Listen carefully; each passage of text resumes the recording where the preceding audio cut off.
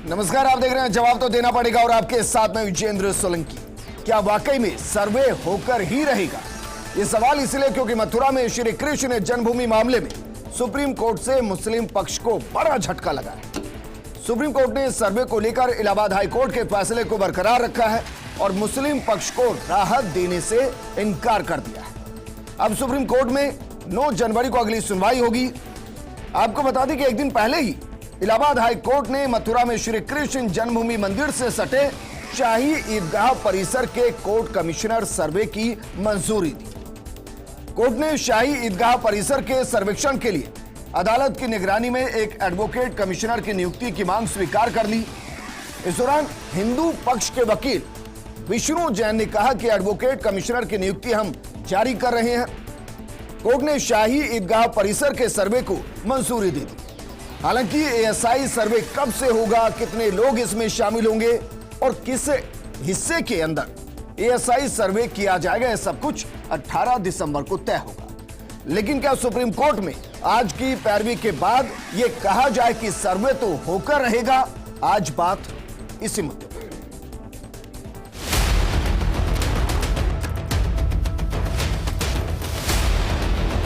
स्पष्ट रूप से सुप्रीम कोर्ट ने कहा कि जो कल इलाहाबाद हाई कोर्ट ने आदेश पारित किया है वो हमारे सामने है भी नहीं, आपने उसको चैलेंज भी नहीं किया है। बिना ऑर्डर देखे हुए हम उसको कैसे स्टे कर सकते हैं?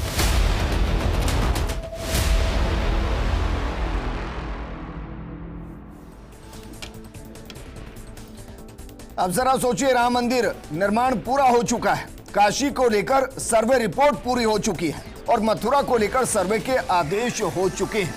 तो सर्वे के साथ और क्या होगा, इस मुद्दे पर बात करने के लिए हमारे साथ मौजूद हैं बीजेपी प्रवक्ता विकास सोमानी जी, कांग्रेस प्रवक्ता नितिन सारस्वत जी, हमारे साथ अधिवक्ता के तौर पर अमितोष पारिक जी जुड़े हुए हैं, धर्माचार्य के तौर पर हमारे साथ शास्त्री कौशलेंद्र दास जुड़े हुए हैं।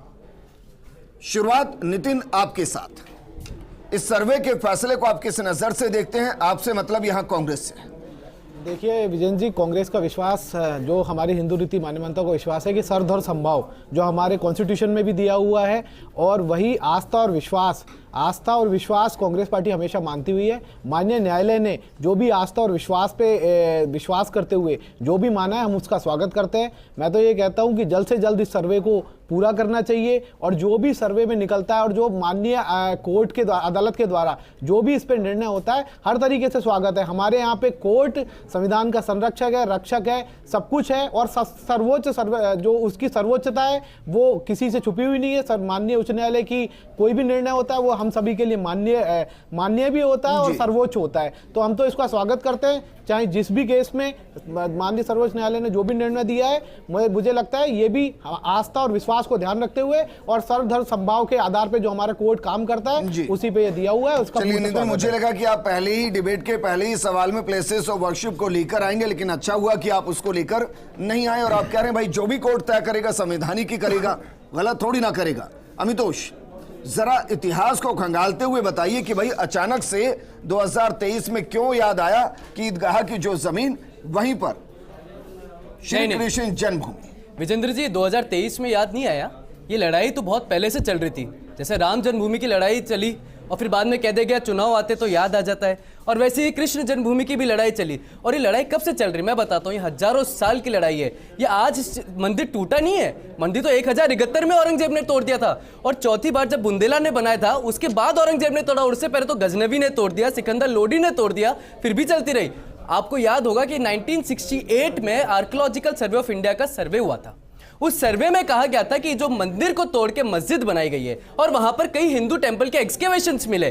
फिर देखिए आप कि जो मुस्लिम पक्ष है उसने क्या करा, उसने एक इलिसिट सेल डीड को लेके माननीय न्यायालय के समक्ष एक पैरवी करी कि ये तो एग्रीमेंट हो चुका है और लैंड का ऑलरेडी जो डिस्प्यूट था खत्म हो चुका है। माननीय न्यायालय ने क्या कहा, माननीय न्यायालय ने 1961 के अंदर में 26 अगस्त को ये कहा कि ये सेल डीड जो ये इलीगल है, इलिसिट है और जिसके तरफ से आप आ रहे हैं उनको अधिकार ही नहीं था इस सेल डीड के अंदर आने का, खारिज कर दिया गया। इलाहाबाद हाईकोर्ट में अपील करी गई, जैसे अभी आपने देखा हाईकोर्ट में करी, फिर सुप्रीम कोर्ट चले गए, वैसे इलाहाबाद हाईकोर्ट में अपील करी। फिर क्या हुआ, इलाहाबाद हाईकोर्ट ने कहा अपहेल्ड करते हुए कि सेल डीड इलिसिट है। जो लोग अपनी बात को, इतिहास को तोड़ मरोड़ कर मंदिर को तोड़कर मस्जिद बनाते हैं, वो हिस्ट्री तो मोल्ड कर ही रहते, लेकिन साथ में इलिसिट और फ्रॉडुलेंट पेपर लेके कोर्ट में भी पहुंच गए। दोष ये कह रहे हैं कि 1961 के अंदर ही कोर्ट ने कह दिया था कि ईदगाह जिस जमीन पर है वो बिल्कुल श्री 2021 कृष्ण में लिखा है। जन्मभूमि की जमीन है। विजेंद्र जी 2021 में भी आर्कियोलॉजिकल सर्वे में आए, और मैं आपको तो बताता फिर ये हूं, किस सर्वे की बात हो रही है कि भाई एक और सर्वे कराइए? ये ऐसा देखिए, क्यों दोबारा सर्वे मैं करें, बताता हूं, तीसरी बार बाद सर्वे में करें? जब वो कॉन्ट्रैक्ट को जो बात कर रहे हैं, आपने देखा होगा असुद्दीन ओवैसी का स्टेटमेंट आया था कि जब ऑलरेडी कॉन्ट्रैक्ट हो चुका है तो फिर किस बात की बात है, जो एग्रीमेंट हो चुका है किस बात की बात है?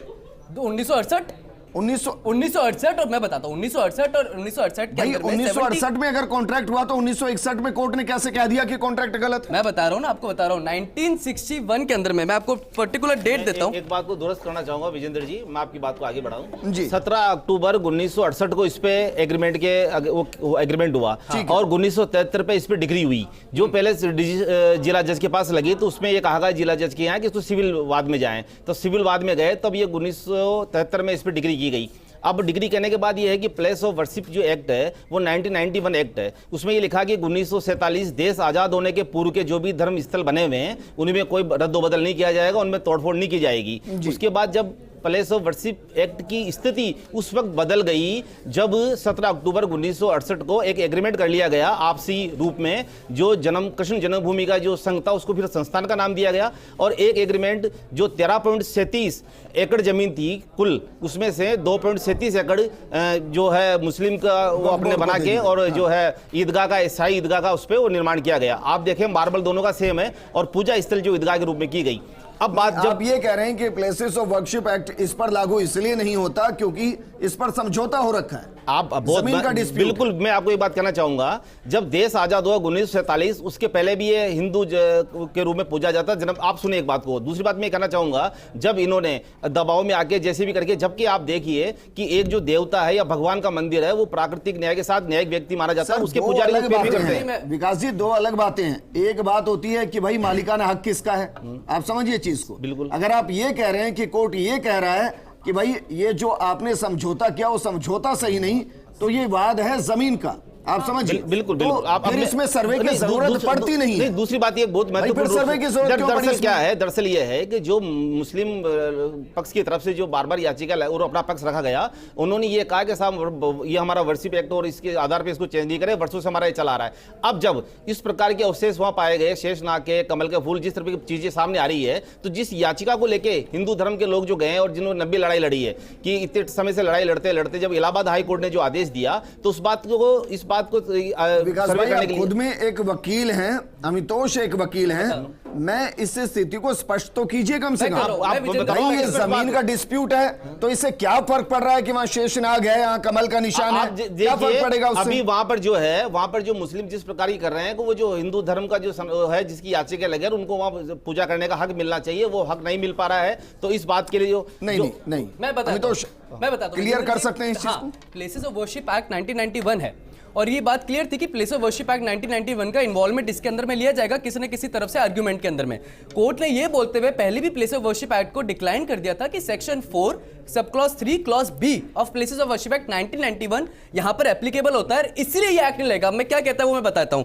एनी सूट और अपील और other proceeding with respect to any matter refer to in subsection 2 finally decided settled और डिस्पोज। जब अपन ये बात करते हैं कि जो कॉन्ट्रैक्ट और एग्रीमेंट की सू मोटो की बात हो रही है, इलिसिट सेल डीड की बात हो रही है, वो ऑलरेडी कोर्ट ने डिसाइड कर दिया था, निचली न्यायालय ने और इलाहाबाद ने। सुनना चाहता हूं कि क्या ये जो है एग्रीमेंट है क्या वैलिड है? नहीं, ये वैलिड नहीं था, वैलिड नहीं है। उसके बाद आप एक और बात देखिए जिससे वो चर्चा सुनिए बाबा, अपने आपको जिस एग्रीमेंट को आपने कह के और जिसके आधार पे वो पूजा कर रहे हैं, आप मैं बात को कहना चाहूंगा, जो अब सर्वे तो इस आधार पे हो रहा है कि आपने भी डिमांड रखी और सर्वे इसके कि वहां पे वास्तव में कि वो तथ्य मौजूद है, पूर्व में जमीन इस तरह का था, इतिहास में जो 300 साल पुरानी जो स्थिति उसको बहाल करने के लिए। अब जो आप कहना चाह रहे हैं, जब वो एग्रीमेंट के आधार पर, एग्रीमेंट ही एक आधार है जिसके आधार पर ईसाई ईदगाह वहां पर बनी हुई, और इसके अलावा कोई आधार आप बताइए। उसके लिए सर सर्वे की जरूरत कहां से पड़ी? मैं बताऊं सर्वे की इसलिए जरूरत पड़ी। शास्त्री कौशलेंद्र दास जी हैं।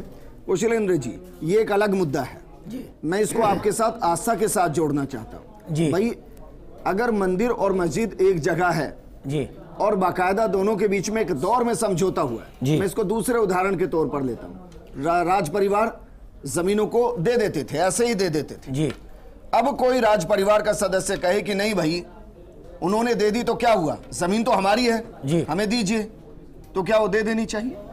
देखिए, मैं एक बात आपको पहले यहाँ कहना चाहता हूँ कि भारतीय संस्कृति, भारतीय परंपरा, भारतीय अध्यात्म की जो एक धारा है, गंगा है, इस धारा में जिस शब्द का हम बार बार उच्चारण कर रहे हैं, मथुरा, यह मथुरा शब्द हमारी आत्मा के भीतर बैठा हुआ है।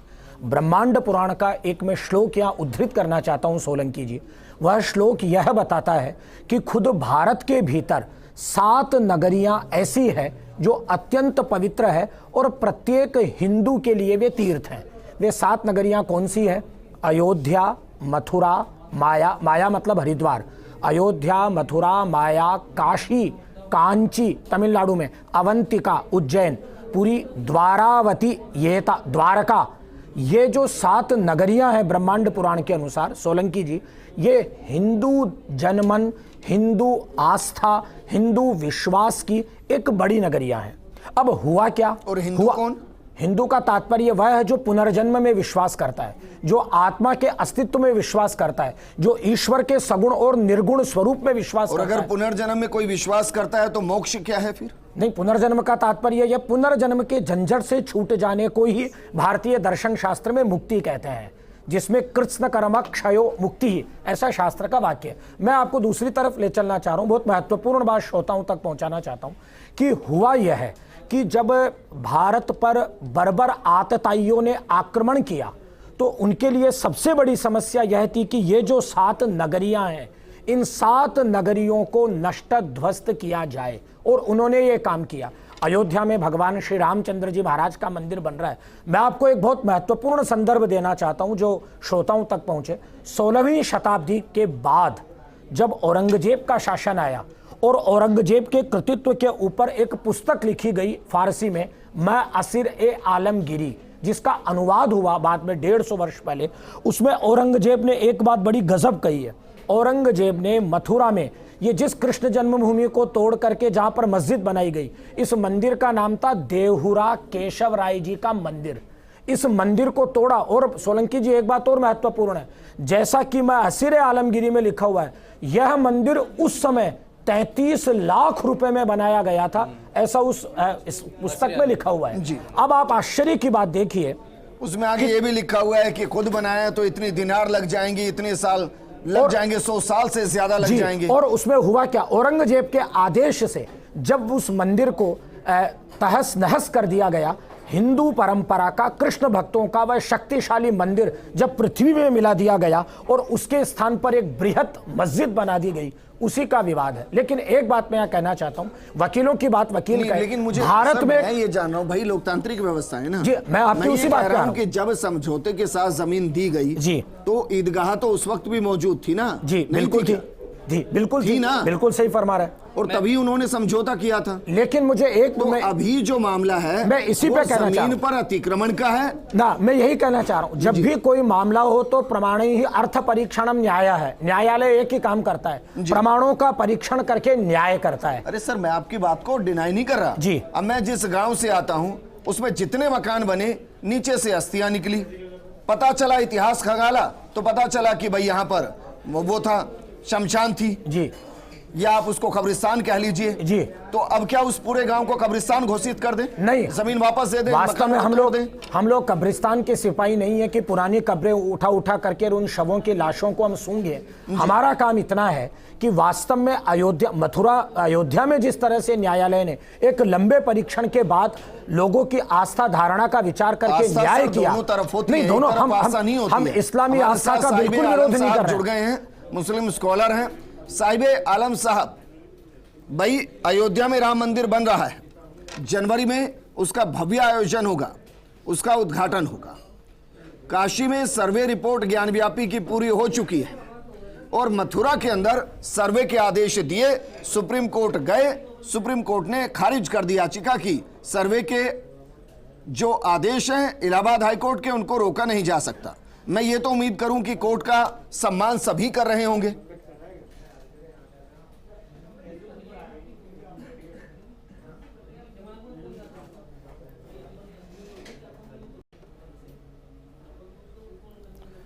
साहिब आलम साहब, मुझे सुन पा रहे हैं?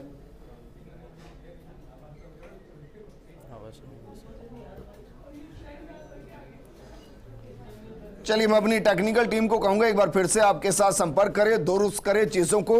लेकिन नितिन भाई, इस तरीके से अगर आप जाएंगे, क्योंकि आप हर जगह चले जाइए जहां आपको एक बेहतरीन मंदिर मिलेगा, एक आस्था का केंद्र मिलेगा, मैं कुछ चीजों को तो कहता नहीं, ज्यादातर जगह आपको मस्जिद भी मिलेगी, तो क्या यह सिलसिला यहां से शुरू होता हुआ हर जगह होते हुए घूमेगा? देखिए, मैं तो ये कहता हूं कि अगर कोई भी चीज़ न्यायिक प्रक्रिया के साथ अगर अपनाई जा रही है तो उसमें कोई गलती नहीं है। ठीक। अगर किसी को लगा ऐसा कि इसमें ASI सर्वे होना चाहिए, वो विद प्रोसेस के साथ में कोर्ट में गए, कोर्ट के सामने अपने तथ्य रखे और कोर्ट अगर उन तथ्यों को मान रहा है तो हमें तो स्वागत करना चाहिए उस चीज को कि अगर कोर्ट माननीय उच्च न्यायालय के तहत अगर कोई कमेटी बनाई गई है जिसमें दोनों पक्षों को रखा गया है, ऐसा नहीं है उसमें एक पक्ष को रखा गया है और उसमें तमाम वीडियो रिकॉर्डिंग होगी, सारे साक्ष्यों को देखा जाएगा, तो अच्छा है ना कि अगर किसी चीज के अंदर कोई विवाद था या ऐसा लगा कि मेरी आस्था को कहीं हनन हुआ है या कहीं कुछ गलत हुआ है। Congress places of worship act को क्यों लेके आई थी 1991 में? देखिए, क्या वजह थी? प्लेसेस ऑफ वर्शिप एक्ट को इसीलिए लाया गया था ताकि दोनों पक्ष, चाहे कोई दोनों पक्ष नहीं, मतलब जितने भी पक्ष थे सभी की, क्योंकि हमारे संविधान के अंदर भी कहा है कि हम आस्था का और सभी के धर्म की आस्था का, हर तरीके के विश्वास का, इवन अगर कोई किसी पंथ में विश्वास भी नहीं करता उसका भी हमारे यहाँ सम्मान किया जाता है। यहीं रुकिए बस एक बार भाई, जब 1991 में प्लेसेस ऑफ वर्शिप एक्ट लाया गया था, उससे पहले इस एक्ट को बनाने वाला कोई भी कुतुब मीनार घूम के आया था क्या? देखिए, मैं ये कह रहा हूं, बेसिक सवाल कर रहा हूं, घूम के आया था क्या कोई? उस दौरान 70 करोड़ आबादी के प्रथम पूजनीय गणेश जी को उल्टा लगाया हुआ है, तब ये याद नहीं आया था कि इससे 70 करोड़ की भावनाएं आहत हो रही हैं? आगे सुनिए, जब बाहर एक बोर्ड लगाया गया कुतुब मीनार के और उस पर लिख दिया गया, और लिखा गया है, आज भी बोर्ड है वहां, कि 26 से ज्यादा हिंदू और जैन मंदिरों को तोड़कर उसके मलबे से आलीशान भव्य कुतुब मीनार का निर्माण किया गया, तो क्या उस वक्त भावना याद नहीं आई थी? देखिए, मैं आपसे ये कहना चाहता हूं कि आजादी से पहले और आजादी के करोड़ों साल पहले हमारी हिंदू सभ्यता जो संस्कृति है वो पहले भी सुरक्षित थी, अभी भी सुरक्षित है। आपके इस तर्क के आधार पे जैसे हमने कॉन्स्टिट्यूशन बनाया, हमारे जितने भी लोग थे जो देश की आजादी के अंदर जिनका योगदान था और जितने प्रबुद्ध लोग थे, उन्होंने संविधान का निर्माण किया। उस संविधान के निर्माण करने के दौरान कुछ कमियां जो आज की परिस्थितियों के अगर हम चेक करते हैं तो कुछ परिस्थिति वो कुछ कमियां उनके अंदर रह गई, तो आज भी वो लगातार संविधान के अंदर संशोधन चालू है। अगर कोई कानून हमने बनाया, वकील खड़े हुए, संविधान ही कहता है कि सभी को अपने धर्म का व्यापक प्रचार और प्रसार करने की स्वतंत्रता है, ये उनका मूल अधिकार है। हाँ, मैं बिल्कुल, मैंने उसी की बात के लिए कहा। और अगर संवैधानिक दायरों के अंदर, कानून के दायरे के अंदर अगर कोई अपनी बात रखना चाहता है और माननीय उच्च न्यायालय या सर्वोच्च न्यायालय अगर उसी पे कोई, नितिन मैं आपसे यही कंफर्म कर रहा हूं कि जब ये सब कुछ होगा जितने भी प्लेसेस ऑफ वर्शिप एक्ट याद तो नहीं आएगा। मैं ये कह रहा हूं, तो नहीं कहा जाएगा ना कि काशी मथुरा के नाम पर एक सरकार डरा रही है। मैं ये कह रहा हूं काशी मथुरा ही नहीं, मैं कह रहा हूं काशी मथुरा ही नहीं, और भी अगर कोई चीज है और आप न्यायालय के थ्रू जाते हैं और अगर आप संविधान का पालन करते हुए, आज मैं भी हिंदू रीति रिवाज को प्रैक्टिस करता हूं, जितने ये लोग करते हैं उससे ज्यादा भी मैं भी राम जी की पूजा करता हूं। नहीं, आप आगे कहां जा रहे हैं? आप कुतुब मीनार को, विष्णु स्तंभ, ताजमहल को, तेजो महल उधर की तरफ जा रहे हैं, कहां जा रहे हैं? भगवानों की पूजा करता हूं मैं, कह रहा हूं। अगर साहिब आलम साहब हमारे साथ जुड़ गए हैं, थोड़ा दूर बैठे हैं, संपर्क साधने में थोड़ी दिक्कत हो रही है। साहिब आलम साहब मुझे सुन पा रहे हैं?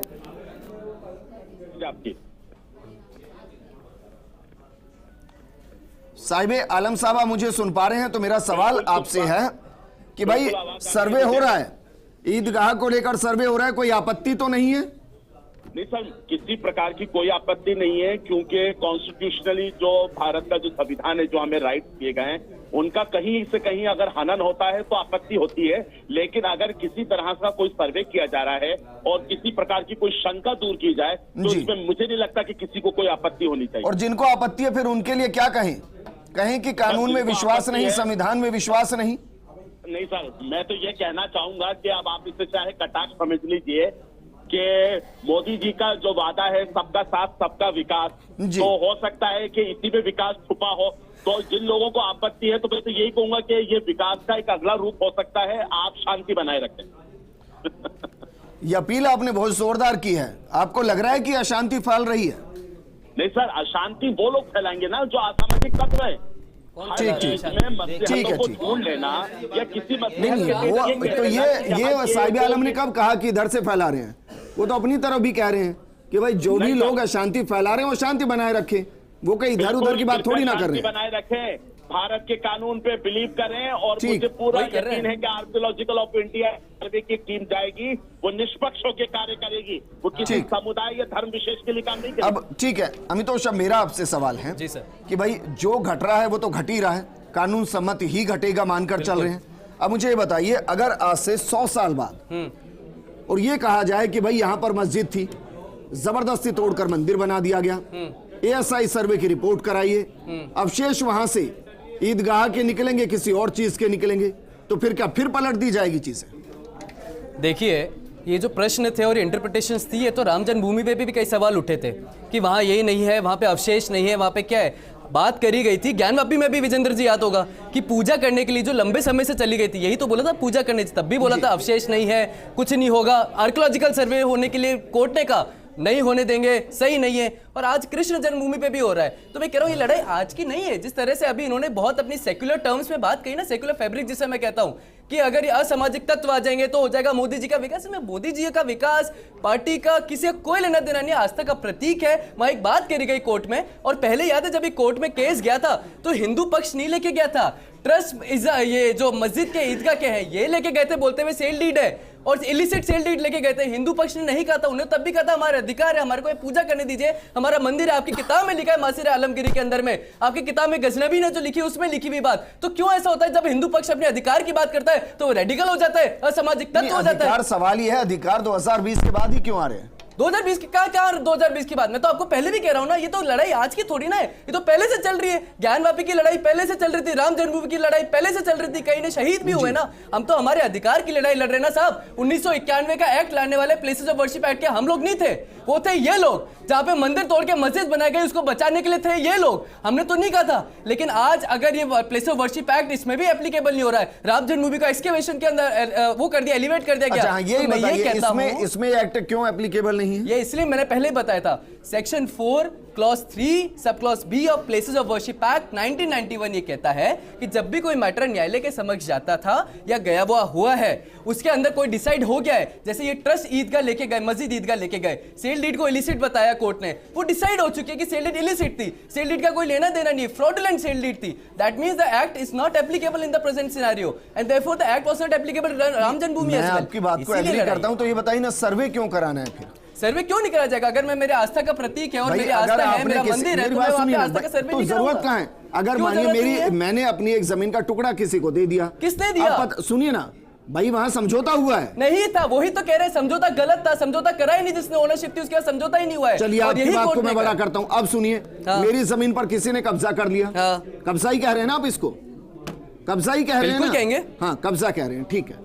किसी ने कब्जा कर लिया, मैं कोर्ट गया, हाँ। तो कोर्ट मेरे दस्तावेजों के आधार पर मुझे जमीन देगा या कहेंगे कि ऐसा सर्वे कराइए इसका? नहीं साहब, यही तो हम कह रहे हैं कि हमारे को हमारी जमीन वापस दे दी जाए ना, यही तो कहा जा रहा है कि ठीक है हम तो मांग रहे हैं हमारी जमीन हमें वापस दे दो। दिक्कत तो दूसरे पक्ष से आ रहे हैं, वो मान ही नहीं रहे, वो मंदिर तोड़ के मस्जिद बनाई गई है, ये तो उनकी दिक्कत है। हम तो कह रहे हैं हमारी जमीन है, कोर्ट ने भी बोला इनकी जमीन है, दे दीजिए। इलिसिट आप सेल डीड लेके कोर्ट में घुसे, तब कहां चली गई थी? अगर आज हिंदू अपने अधिकार की बात कर रहा है, मैं कह रहा हूं मेरी जमीन है ना, मेरी जमीन पे मेरा अधिकार है, आप क्यों नहीं इसको मानते? आर्कियोलॉजिकल सर्वे होने दी तो आपके पक्ष की बात करिए, मुस्लिम पक्ष की बात करिए, ठीक है। अगर मस्जिद के अवशेष निकले मस्जिद, मंदिर के अवशेष निकले तो मंदिर, तो यही तो अधिकार की लड़ाई और इसके लिए लड़ाया जा रहा है और माननीय न्यायालय की तरफ से द्वारा लड़ा जा रहा है। कोई असामाजिक तत्व नहीं है, कोई विकास नहीं है, अधिकार की बात है, आस्था की बात है, और तब तक लड़ेंगे जब तक आस्था है। मैं विजेंद्र जी इस बात को कहना चाहूंगा, एक नारा था विकास भाई कि अयोध्या अभी जारी है, काशी मथुरा की बारी है, इसमें कुछ और जोड़ना चाहेंगे?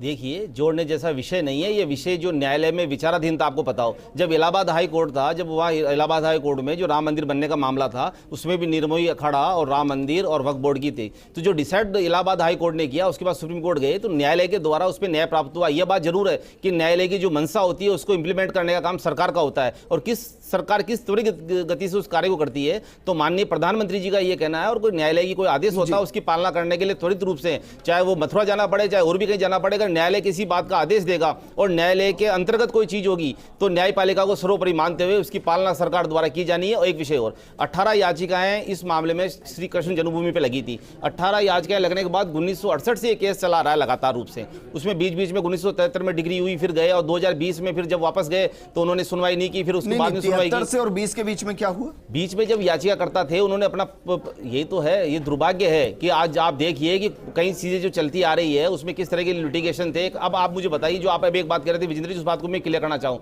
आपने कहा कि मान लो मेरी कोई जमीन है उस पर कोई कब्जा कर ले तो आप दिलाएंगे।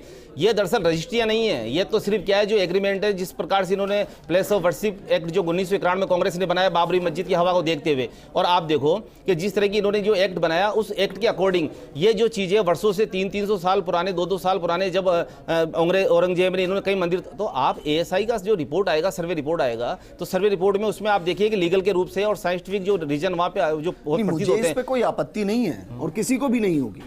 संवैधानिक तौर पर जो हो वो अच्छा ही होता है। लेकिन आप जो ये कह रहे हैं कि भाई इस जमीन की कोई रजिस्ट्री नहीं है, कुछ नहीं है, मैं नहीं जानता। लेकिन अगर आप जानते हो तो बताइए, इस पृथ्वी पर भारतवर्ष के अंदर कोई भी जमीन कहीं है, ऐसी कोई जमीन है जो किसी की नहीं है? देखिए जमीन, ये राजस्व रिकॉर्ड में जो जमीन होती है, राजस्व रिकॉर्ड में किसी के नाम से तो होगी ना वो। देखिए आज जो देवस्थान विभाग होता है और जहां धर्म का और जिस तरह का होता है वो वर्षों से चले आ रहे हैं, उसके ट्रस्ट बने हुए हैं। आप देखें कि भाई राजस्व रिकॉर्ड में जमीन किसकी है? बस वही तो मैं आपसे बात करना चाह रहा हूँ। मान लो उसका मेन टाइटल है, टाइटल के बाद आपने मान लो वर्षों से जो ये जो प्लेस ऑफ वर्शिप एक्ट आया था उसमें ये कहा गया था कि जो जमीन 1947 से पहले जहां पर जैसा हो रहा है उसी को उसी स्थिति में रहने दें। जब जैसे उसी स्थिति में रहने दें तब याची नहीं, मैं आपको ये नहीं कह रहा, जमीन का जो टाइटल तो क्लियर है ही नहीं, पर मैं आपको ये बात कहना चाह रहा हूँ कि तेरा, अरे टाइटल आप सुनिए मेरी बात, मैं पूरी बात को सुनिए, पूरी बात सुनने की कोशिश कीजिए। 13.37 एकड़ जो है ये देवस्थान की और कृष्ण जन्मभूमि के नाम से 13.37 एकड़ जो जमीन थी, उस जमीन में आपको कहना चाह रहा हूं कि 2.37 एकड़ जिस एग्रीमेंट को लेकर जिस पे याचिका चल रही है, जिस पे हम लड़ रहे हैं, उस लड़ने के बाद जो न्यायालय ने जो आदेश दिया है, मैं ये पूछ रहा हूं राजस्व रिकॉर्ड में ये जमीन किसकी है? ये कृष्ण जन्मभूमि की पूरी की पूरी ना, पूरी 13.37 एकड़। तो ले लीजिए फिर। तो ये एग्रीमेंट जो नल एंड वॉइड किया उसी की लड़ाई लड़ रहे हैं कोर्ट में, न्यायालय में लड़ किस बात की लड़ाई लड़ रहे हैं? तो आपको अतिक्रमण हटा लीजिए, आपकी नजर में तो अतिक्रमण है फिर वो। देखिए जो न्यायालय में जो मुद्दा जो चल रहा है, जो न्यायालय में विचाराधीन है, उसमें जो कार्रवाई करनी उसको प्रशासन न्यायालय की स्तर पे होगी और न्यायालय जब उसमें डिसाइड करेंगे, एसआई की रिपोर्ट आई, बिगड़ता है, फिर बनता है, फिर बिगड़ता है। इतिहास में जो कहा जाता है कि जो लिख दिया गया उससे इतर वो भी सच है जो नहीं लिखा गया, जो छोड़ दिया गया। तो क्या जो इस वक्त घट रहा है ये इतिहास के पन्नों के वो हिस्से हैं जो छोड़े गए? देखिए सोलंकी जी, एक बात माननी पड़ेगी कि मथुरा का जो सर्वाधिक पुरातन उल्लेख है, ये तो चलिए ईदगाह वाला 4-5 शताब्दियों का सारा एक लड़ाई झगड़ा चल रहा है 1600 ईस्वी के आसपास, जो आस्था अनास्था का विषय बना हुआ है। लेकिन मैं ये बताना चाहता हूँ कि मथुरा का सर्वाधिक प्राचीन संदर्भ वाल्मीकि रामायण के उत्तरकांड में है, वायु पुराण में है। जब भगवान श्री रामचंद्र जी के सबसे छोटे भाई शत्रुघ्न ने मथुरासुर का संहार करके मथुरा नाम की नगरी को संस्थापित किया। एक बात, अब हुआ क्या? हुआ यह है कि केवल हिंदू धर्म ही नहीं, बौद्ध दर्शन के लिए मथुरा एक बहुत पवित्र भूमि है। जो 4 वैदिक सूर्य के मंदिर बने उसमें एक मथुरा बहुत बड़ी भूमि है।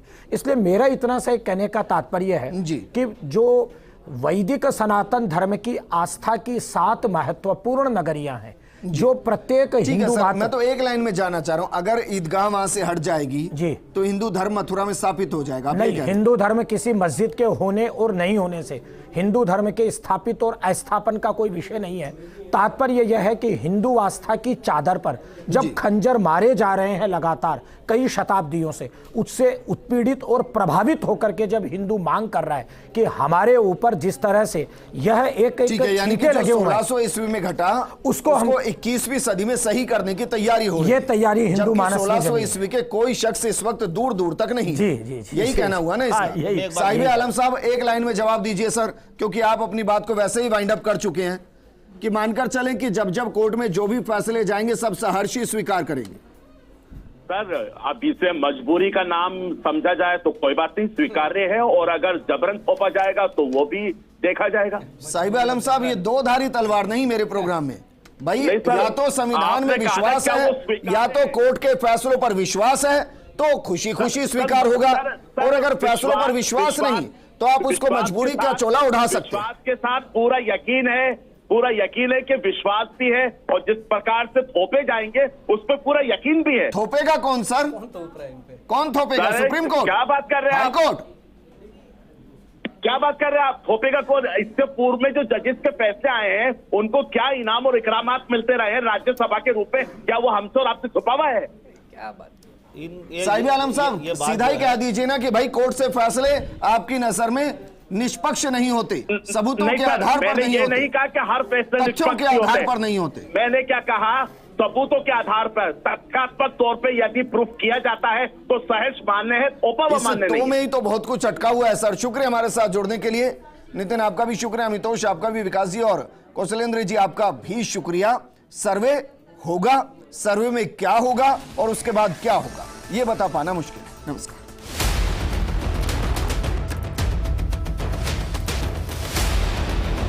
स्पष्ट रूप से सुप्रीम कोर्ट ने कहा कि जो कल इलाहाबाद हाईकोर्ट ने आदेश पारित किया है वो हमारे सामने है भी नहीं, आपने उसको चैलेंज भी नहीं किया है, बिना ऑर्डर देखे हुए हम उसको कैसे स्टे कर सकते हैं।